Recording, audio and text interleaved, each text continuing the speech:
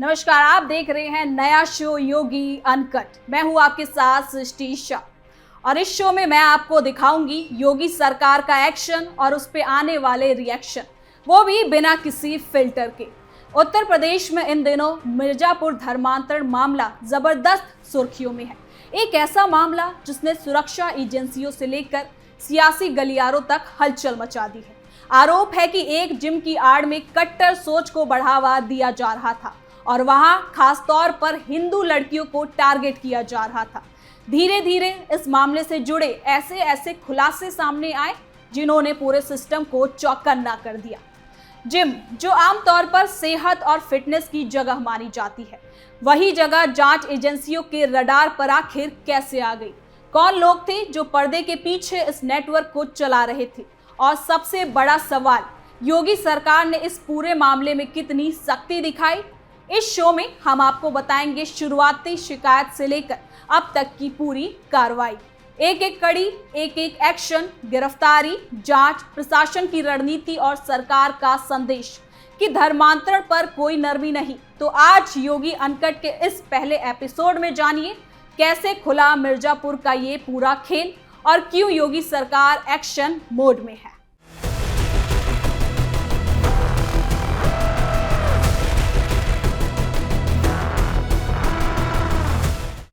मिर्जापुर धर्मांतरण मामला, जिम की आड़ में धर्मांतरण, मास्टरमाइंड इमरान गिरफ्तार, योगी सरकार का तगड़ा एक्शन। उत्तर प्रदेश के मिर्जापुर से सामने आया ये मामला धीरे धीरे नहीं बल्कि अचानक एक बड़े खुलासे के रूप में उभरा, जिसने प्रशासन, पुलिस और समाज तीनों को झकझोर के रख दिया। इस खुलासे की शुरुआत एक पीड़िता के शिकायत से हुई, लेकिन जैसे जैसे जांच आगे बढ़ी तो परत दर परत एक ऐसा नेटवर्क सामने आया जिसने जिम जैसी जगहों को खास तौर पर ब्लैकमेलिंग और अवैध धर्मांतरण का अड्डा बना रखा था। ये पूरा मामला अब कानून व्यवस्था, महिला सुरक्षा और एक संगठित अपराध के गंभीर सवाल खड़े कर रहा है। आपको बता दें कि इस पूरे मामले का खुलासा तब हुआ जब मिर्जापुर की 2 युवतियों ने हिम्मत जुटाकर पुलिस से संपर्क किया।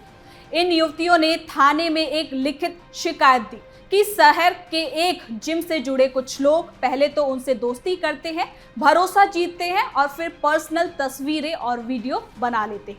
आरोप है कि ब्लैकमेल के साथ साथ मानसिक दबाव बनाकर धर्म परिवर्तन के लिए भी मजबूर किया जाता है। शुरुआत में ये शिकायत व्यक्तिगत लग सकती है, लेकिन पुलिस ने इसे गंभीरता से लिया और शुरुआती जांच शुरू की। तो KGN1, KGN2, KGN3 और आयरन फायर जिम को सील कर दिया गया। साथ ही आगे की जांच के दौरान पुलिस को जब आरोपियों के मोबाइल फोन और कुछ डिजिटल डिवाइस हाथ लगे, तब इस पूरे मामले की असली तस्वीर और भी क्लियर हो गई। जहां मोबाइल से पासवर्ड प्रोटेक्ट फोल्डर बनाए गए थे, जिनमें दर्जनों लड़कियों की तस्वीर, वीडियो और चैट मौजूद थी। इससे ये तो साफ हो गया कि ये मामला किसी एक या 2 लोगों तक सीमित नहीं, बल्कि इसके पीछे एक संगठित गिरोह चल रहा है जो लंबे समय से इस तरह की गतिविधियों में शामिल रहा है। तो वही पुलिस जांच में ये भी सामने आया कि नेटवर्क जिम की आड़ में काम कर रहा था। मिर्जापुर शहर में चल रहे कई जिम, जिनमें KGN जिम और उससे जुड़े बाकी जिम भी शामिल बताए जा रहे हैं, जो इस रैकेट का केंद्र बना हुआ है। तो वहीं आरोप है कि जहां आने वाली युवतियों को पहले फिटनेस और ट्रेनिंग के नाम पर आकर्षित किया जाता है, फिर धीरे धीरे उनसे नजदीकी बढ़ाई जाती है और फिर निजी पलों को रिकॉर्ड कर लिया जाता है।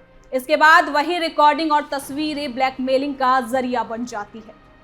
जहां जैसे जैसे जांच आगे बढ़ रही है, पुलिस ने तेजी से कार्रवाई शुरू की। अब तक इस मामले में कई गिरफ्तारियां हो चुकी है। शुरुआती दौर में जिम से जुड़े कुछ ट्रेनर और कर्मचारियों को हिरासत में लिया गया। पूछताछ में मिले इनपुट के आधार पर पुलिस को नेटवर्क के बाकी सदस्यों के बारे में जानकारी मिली। इसके बाद एक एक कर गिरफ्तारी का सिलसिला शुरू हुआ और सबसे चौंकाने वाली बात तो तब सामने आई जब जांच में एक सरकारी रेलवे पुलिस के कांस्टेबल की मौजूदगी इसमें सामने आई है। भदोही GRP में तैनात हेड कांस्टेबल इरशाद खां, आरोप है कि वो अपने पद और प्रभाव का गलत इस्तेमाल कर रहा था, इस गिरोह को संरक्षण देता था या फिर कम से कम जांच से बचाने में मदद करता था।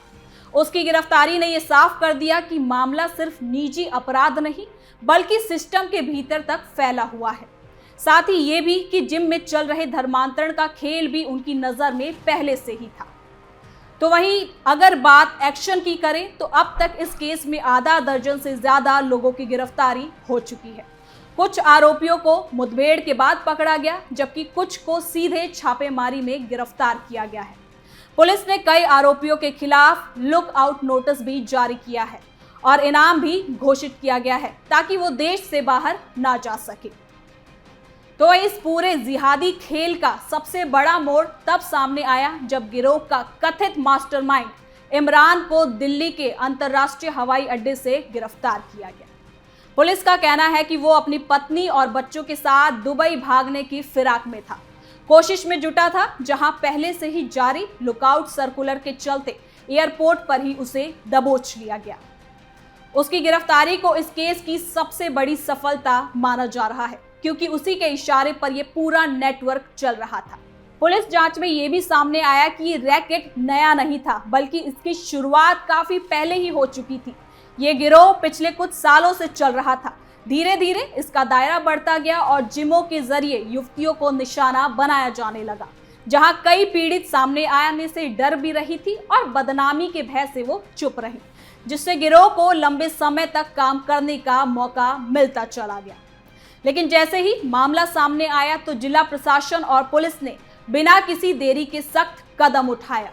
जिन जिन जिमों के नाम सामने आए उन्हें तुरंत सील कर दिया गया और प्रशासन ने यह भी क्लियर किया कि जांच पूरी होने तक इन जिमों को दोबारा खोलने की परमिशन नहीं दी जाएगी।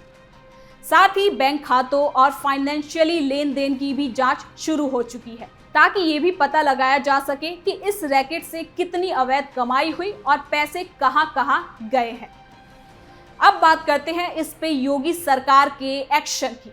आपको बता दें कि योगी सरकार की ओर से इस पूरे मामले में सख्त रुख अपनाया गया है। सरकार पहले ही अवैध धर्मांतरण के मामलों पर जीरो टॉलरेंस की नीति की बात करती रही है। आपको बता दें कि साल 2020 में ही सीएम योगी ने कहा था कि लव जिहाद नहीं चलेगा। इलाहाबाद हाई कोर्ट ने एक आदेश दिया है कि धर्म परिवर्तन के लिए शादी ब्याह के लिए धर्म परिवर्तन आवश्यक नहीं किया जाना चाहिए, इसको मान्यता नहीं मिलनी चाहिए।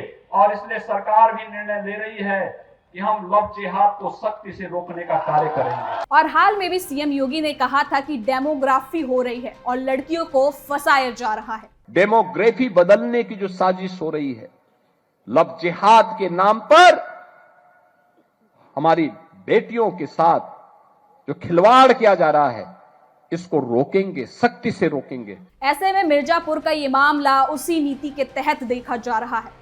पुलिस और प्रशासन को क्लियर निर्देश दिए गए हैं कि किसी भी दोषी को बख्शा ना जाए, चाहे वो कितना ही प्रभावशाली क्यों ना हो। साथ ही सरकार की ओर से ये भी कहा गया है कि इस केस को एग्जाम्पल बनाया जाएगा, ताकि आने वाले समय में कोई भी इस तरह की गतिविधियों में शामिल होने से पहले 100 बार सोचेगा। महिला सुरक्षा और कानून व्यवस्था को लेकर सरकार की सख्ती इस कार्रवाई में साफ देखी जा सकती है। वरिष्ठ अधिकारियों की निगरानी में जांच चल रही है और हर नए इनपुट पर तुरंत कार्रवाई भी की जा रही है। लेकिन हाँ, इस पूरे मामले ने समाज के सामने कई सवाल खड़े कर दिए हैं कि जिम जैसी जगह जहां पर हम फिटनेस के लिए जाते हैं, अपनी सेहत को बनाने के लिए जाते हैं, वहां पर इस तरह की मानसिकता हरकत आखिर कब से और कैसे हो रही थी। फिलहाल पुलिस का कहना है कि जांच अभी पूरी नहीं हुई है। गिरफ्तार किए गए आरोपियों से पूछताछ जारी है और उम्मीद की जा रही है कि आने वाले समय में कुछ नया खुलासा हो सकता है।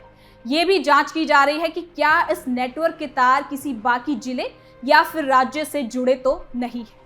यानी कि मिर्जापुर का ये मामला अब सिर्फ एक आपराधिक केस नहीं रह गया, बल्कि ये सरकार की सख्ती, पुलिस की कार्रवाई और समाज की जागरूकता तीनों की परीक्षा बन चुका है।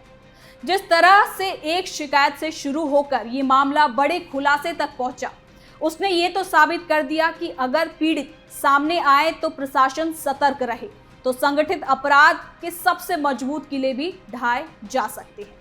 यानी कि योगी के अनकट में हमने मिर्जापुर में चल रहे इस धर्मांतरण की कड़ी को जाना, जिसे योगी सरकार बिल्कुल बख्शने के मूड में नहीं है। तो फिलहाल के लिए योगी अनकट में इतना ही। कल फिर मिलेंगे नई खबर के साथ।